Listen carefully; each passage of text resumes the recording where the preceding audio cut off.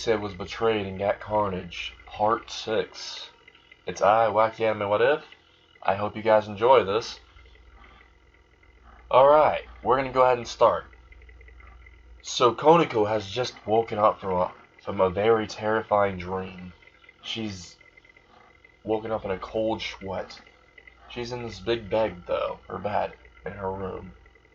And she's holding her hand in front of her face, trying to recall the nightmare she had.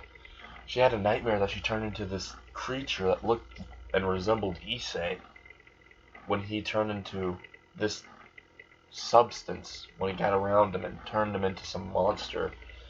She had a dream that she was that monster and that she killed Akeno, that she drilled into her flesh, that she ended up digging deeper and deeper with tentacles that had drills at the end of them, and was amused in Akeno's pain, and ended up devouring Akeno, ripping her shreds to shreds, limb from limb, while she was in agony. And Koniko felt it was so vivid. It was like she actually did it. And this scared her. She doesn't know what's happening, because she blacked out. And she's crying to herself, wondering if it was real, if it was fake, if it was just some illusion. She doesn't know right now. And there was a voice in the back of her head that said, "It's not an illusion. And you enjoyed it, didn't you? Didn't you?" And she kept on hearing, "Didn't you? Didn't you?" over and over. And Koniko ended up having a slight smile. And then she quickly broke out of it. And she's wondering why she's smiling, because she might have killed her own friend. One of her only friends. And she got up out of bed. She ran down the stairs, went to the kitchen, made something to eat, and Rias was watching us and looked at her very intently, wondering what was wrong with her. She seems out of it. Plus, usually Akeno cooks up for everyone. Koniko cooked for everyone, made some pancakes, made some bacon, made some eggs, and put some syrup on the pancakes. And Konica made some for Rias, for Asya, and for, well, herself. Because that was all that was really left. Because, well, Kiba's deceased and Akeno's missing. Well, that's what Koniko's saying to herself, but in the back of her head she knows what happened. She just won't admit it. That dream that she had was not a dream. She's in complete denial of what she's done. And they're all eating, and Rias and Asya can't help but notice that Koniko's shaking while she's cutting into her pancakes. And that she looks like she's on the verge of tears, but also has a twisted smile on her face. They can't understand what's happening with Konika, her emotion-wise. And they're all still searching for Akeno, because since they couldn't find her yesterday, they already figured out something was wrong. So they had wanted posters everywhere, missing posters everywhere for her, all over the city.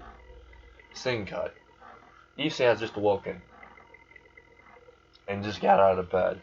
He goes all the way to the restroom and looks in the mirror, and then he looks at himself, runs the water, pours the water on himself, and starts laughing maniacally, thinking, "I did it. I did it. All I gotta do is do more, get more symbiotes, and spread them. And then I can show the people true Carnage." And he's laughing maniacally. And Carnage is inside of Issei's mindscape, just clapping and laughing, saying, "I picked the perfect host. What he did to that poor girl, instead of ripping her to shreds, he made her rip someone to shreds. He ended up installing a symbiote, a variant of myself, into her, and made her do the unthinkable to her own little friend. And then Carnage is just laughing. And Issei and Carnage were laughing for for a few hours. And Issei walked down the stairs. He got on his Kohai out uniform. He walked in the kitchen, and after he walked in the kitchen, he decided to make himself some food. So he made some rice, some macaroni, and some meatballs with some chopped pork chops. Which, yeah, he ate some of it and made a second plate so he could have some for lunch. So, with that been going out of the way, he started walking to school while Carnage started talking to him in his mental state, saying, Issei, Issei, Issei.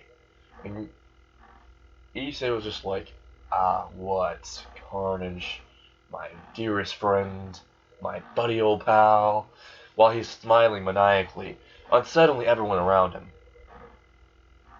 Because they're thinking he's about to blow. He's just a ticking time bomb about to blow. Which they are correct about this. He is. And, well, let's just go ahead and say that Carnage proposed an interesting idea. Carnage said, I think it's about time that you learned how to use a certain transformation of yours. Because the information that you got from Konica yesterday, wasn't that very interesting? And Issei started to ponder about what happened yesterday, because he kind of forgot. Flashback. After Konica got rid of Akino, and she was asleep, when Reyes picked her up because she thought that she overslept her, she was trying to tell her something and then got sleepy. Or she overworked herself. Well, while Konica was asleep, the symbiote inside of her is never asleep. So when Reyes was directing Konica towards her bedroom, she ended up mentioning about a meeting that's going to take place in about a week's time. That has all the devils, all the fallen angels, and even some of the Norse gods. That's going to happen at Kohai. And even Orpheus might be there, which Issei's starting to laugh and smile about, because he's just remembering this. Scene break. Issei's laughing out loud, smiling, and just looking overall like a psychopath. Someone you'd see in a straitjacket in an insane asylum. And everyone's staring at him. People are starting to get away from him. People are getting 5 feet back from this man. This man is insane, is what they're all thinking. And they don't even know the half of it. Carnage on the inside is just saying, Issei, how about we show them what true carnage is? And Issei just has this huge grin on his face the entire day now. As soon as he walks into Kohai, just goes up to the building, walks in, goes up the stairs, into his classroom. He always has this large grin, this impossible grin that looks like it's going to split his face apart. And this unsettlingness about him. This aura that says, danger, stay away from this man. And he's sitting in front of Konica. Konica's behind him. Konica's point of view. As soon as Issei walked into the classroom, he had this large smile and released a few chuckles, and just walked to his seat in front of Konica. And this unsettled Konica more, because she was still thinking about that dream she had, and she's just trying to deny it, but seeing Issei's reaction, he had to have something to do with this. And she wants to find out. So as soon as the bell rings, Konica follows Issei. And Issei can sense Konica. but pays it no mind. Issei goes all the way up to the roof, and as soon as he does, he presses himself against the side of the wall in front of the door, and waits till Konika opens it. Once Konika opens it and walks through, Issei slips behind her, grabs her by the neck, and slams her against the wall, leaving a little crater. And Issei says, "It's not very nice to follow me. After all, that's kind of like a stalker. Are you a stalker? Mm-hmm. You have the hots for me?" And he's saying this maniacally, just sadistically too. His eyes look like they're ready to tear her to pieces in any second. And Issei just says, I would kill you, but you already look pathetic enough. Because as soon as Issei stared into Konoko's eyes, he already saw something very familiar to him. The sight of a broken person, of a broken toy. Something that can be easily disposed of is what Issei is thinking of. And he sees this all the time because when he looked at himself before he had Carnage, that's all he ever saw in his own eyes. And he saw these in Koniko's, and he started laughing because he's reminiscing about how useless, weak, powerless he was.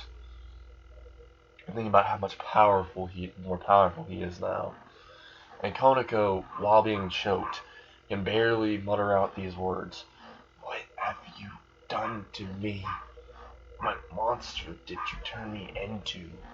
And Issei just said, "Oh, I didn't turn you into anything. Well, not me specifically." And he just bangs her head against the wall again and knocks her out, and she's left on the roof. Tears flowing down her eyes while being left unconscious. While she's going unconscious. The last thing she sees is this purple creature-like thing coming out of her skin, looking directly at her, smiling and laughing at her before she drifts off into unconsciousness. And Issei walks off. He doesn't even walk down the stairs, he just jumps off the roof, lands on the ground in front of everyone. And everyone sees this and they're very shocked. They're scared now because if he could do this, what could he do to other people? He could just jump off the highest point of the roof on the school and have no damage and still be able to walk. What could he do to them? He was in such anger on his face. He had anger and contorted madness in his face. Because Issei didn't like thinking about the previous him, about what he was previously. But he also enjoyed thinking about the differences. He was kind of confused. His emotions were all over the place. Hell, if Drake was still there, I think that he would have had a few boosts off of this emotion just alone. But he's not. And Carnage is loving every second of this. Because Carnage just doesn't get to see just the pure chaos he's unleashing, but the pure insanity he's driving his host into, which is more than delightful for Carnage. Because Carnage doesn't just like the pain of others, but also the pain of his very own host, because it's very joyful for him. It's the only time that you can really see a smile on that symbiotic face of his. And he's enjoying this. Issei is walking into the woods, his normal routine of training. And he trains for a few hours with how to make sharp objects out of his body without going full symbiote. And he manages to successfully master this in a few hours. And he walks back home, goes to sleep. Now, Koniko's point of view. Koniko has just woken up on the top of the roof. And well, she was awoken by someone, and she opens her eyes and sees that it's Asya, and she starts to feel something in the pit of her stomach and all around her body. She feels this creature feeling like it's wanting to come out and wants to cause harm to Asuya. So Konika runs away from Asuya. Asuya's chasing after Konika. And Koniko's, while running, has this purple creature wrapping around her arms, transforming her. And she's screaming because this symbiote specifically, loves making the user have as much pain as possible, making their mind descend to madness, make them wonder about their existence, their life. What exactly is the meaning of it? They love this. And once it wraps all around Koniko, and she can't handle the pain, she falls in the hallway when she was about to go all the way out of the school, and Asuya runs up towards her, right behind her on her trail, and says, "Are you okay?" And she lifts up Koniko, and puts Koniko on her back, and starts walking to the ORC. But all of a sudden, Asuya feels a large pain on her shoulder, and she's screaming, and her eyes are having tears drop out of them, streaming out of them like a waterfall. And she looks beside her, and she sees this creature, not Koniko anymore, this symbiote creature. And it's this weird suit wrapped around her, and it's biting into her shoulder, ripping out chunks of her shoulder, and she's screaming in pain because she can see her bone. And she's throwing off Koniko, but Koniko merely has the tentacles from her back dig into Asuya's back and launch her back into Asuya, knocking Asuya to the ground from the drop kick that she just received to the chest. When Asuya tried to turn around, she received a drop kick to the chest. She flew into a locker, and Koniko was walking calmly towards her, and Koniko said, "Asuya," in Koniko's voice. Koniko's trying to resist this creature that's inside of her, trying everything to prevent her friend from dying. And she's successfully doing it. She's pushing away the symbiote from her face, and Asuya can see Koniko's face littered with tears, not tears of water, tears of blood from her eyes. And Koniko extends her hand and says, "Run away." But Asuya does not want to leave a friend. So Asuya runs up towards Koniko and hugs her as hard as possible. And the symbiote starts looking like it's about to retract. And Koniko starts to sigh and say, "Thank God it retracted." And hugs Asuya back until she notices something. That it's not retracting anymore. It retracted halfway, but it respawned all the way back. It started covering her entire body again, and Konica was screaming, telling Asuya to get away, but Asuya tried to, but the hug that she was in, Koniko's grip tightened, and Koniko's grip tightened so hard that her back started to snap. You could hear the bones breaking, the creaks in her bones, the cracks, the snaps. And Asuya looked upwards towards this creature that was once her friend, and blood spewed out of her mouth. Her eyes were completely popping out of her skull, and she coughed so hard out of her mouth that her actual kidneys were starting to come out of her mouth. Her organs were spewing from her mouth, and Koniko's hug never left, just started squeezing harder, and all of a sudden, you could hear a pop sound. Koniko hugged Asuya so hard that she exploded. All that was left was blood, brain matter, crushed guts, and some bones. And Konica was forced to see this, while the symbiote was inside of Koniko's mind laughing and saying, "You can't do a damn thing, this is all you." And Konoko's just screaming in her mind, no, this was you. This was Issei. This was not me. And the symbiote saying, you're just trying to push the blame on someone else for what you did. You're a monster, just like your sister.